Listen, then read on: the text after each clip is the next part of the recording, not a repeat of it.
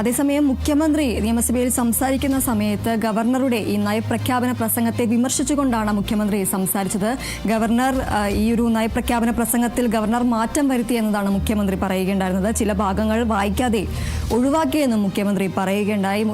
ഗവർണറുടെ നയപ്രഖ്യാപന പ്രസംഗത്തെ വിമർശിച്ചുകൊണ്ടാണ് മുഖ്യമന്ത്രി നിയമസഭാ സമ്മേളനത്തിൽ സംസാരിക്കുകയുണ്ടായിരുന്നത്. ഗവർണർ ചില ഭാഗങ്ങളിൽ നയപ്രഖ്യാപനത്തിൽ ചില ഭാഗങ്ങൾ വായിക്കാതെ ഒഴിവാക്കി എന്നതാണ് മുഖ്യമന്ത്രി പറയുകയുണ്ടായിരുന്നത്. അസാധാരണ നീക്കം ഇട്ടാണ് മുഖ്യമന്ത്രി നിയമസഭയിൽ രംഗത്തെത്തിയത്. ഗവർണർ വായിക്കാതെ വിട്ട ഭാഗങ്ങളെല്ലാം മുഖ്യമന്ത്രി വായിക്കുന്ന ഒരു സാഹചര്യമുണ്ടായിരുന്നു.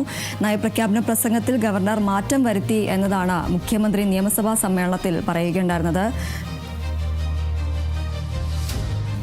ഇപ്പോൾ നിയമസഭയിൽ മുഖ്യമന്ത്രി നടത്തിയ പ്രതികരണത്തിലേക്ക്.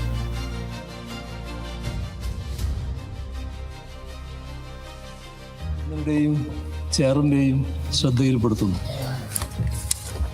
മന്ത്രിസഭ അംഗീകരിച്ച നയപ്രഖ്യാപന പ്രസംഗത്തിലെ ഖണ്ഡിക 12, 15, 16 എന്നിവയിൽ ബഹുമാനപ്പെട്ട ഗവർണറുടെ പ്രസംഗത്തിൽ ചില മാറ്റങ്ങൾ വരുത്തിയിട്ടുണ്ട്. ഭരണഘടനയുടെ അന്തസ്സത്തക്കും സഭയുടെ കീഴ്വഴക്കങ്ങൾക്കും അനുസൃതമായി മന്ത്രിസഭ അംഗീകരിച്ച നയപ്രഖ്യാപന പ്രസംഗമാണ് നിലനിൽക്കുന്നത്. അനുച്ഛേദം 176 പ്രകാരം ബഹുമാനപ്പെട്ട ഗവർണർ ഒരു വർഷത്തിലെ ആദ്യത്തെ സമ്മേളനം ചേരുമ്പോൾ നിയമസഭയെ അഭിസംബോധന ചെയ്യാറുണ്ട്. ഗവൺമെന്റ് നയപ്രഖ്യാപനമാണ് ബഹുമാനപ്പെട്ട ഗവർണർ സഭയിൽ നടത്തുന്നത് എന്നതിനാൽ മന്ത്രിസഭ അംഗീകരിച്ച 12, 15, 16 ഖണ്ഡികകൾ അതേപടി നിലനിൽക്കുന്നതാണ്. ഇക്കാര്യം സംബന്ധിച്ച് ചെയറിൽ നിന്നും നിരവധി തവണ റൂളിങ്ങുകളും ഉണ്ടായിട്ടുണ്ട്.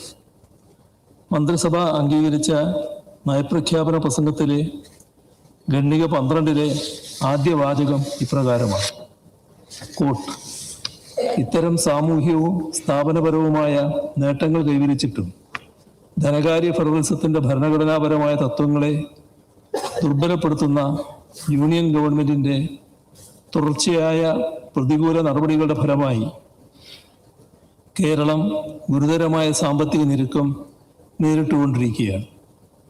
ഉദ്ധരണി അവസാനിച്ചു. ഈ വാചകം ബഹുമാനപ്പെട്ട ഗവർണർ ഒഴിവാക്കിയിട്ടുണ്ട്. മന്ത്രിസഭ അംഗീകരിച്ച നയപ്രഖ്യാപന പ്രസംഗത്തിലെ ഖണ്ഡിക 15 അവസാന 2 വാചകങ്ങൾ ഇപ്രകാരമാണ്: സംസ്ഥാന നിയമസഭകൾ പാസാക്കിയ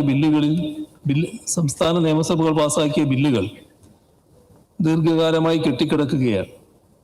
ഈ വിഷയങ്ങളിൽ എൻ്റെ സർക്കാർ സുപ്രീം കോടതിയെ സമീപിക്കുകയും അവ ഒരു ഭരണഘടനാ ബെഞ്ചിന് റഫർ ചെയ്തിരിക്കുകയുമാണ്.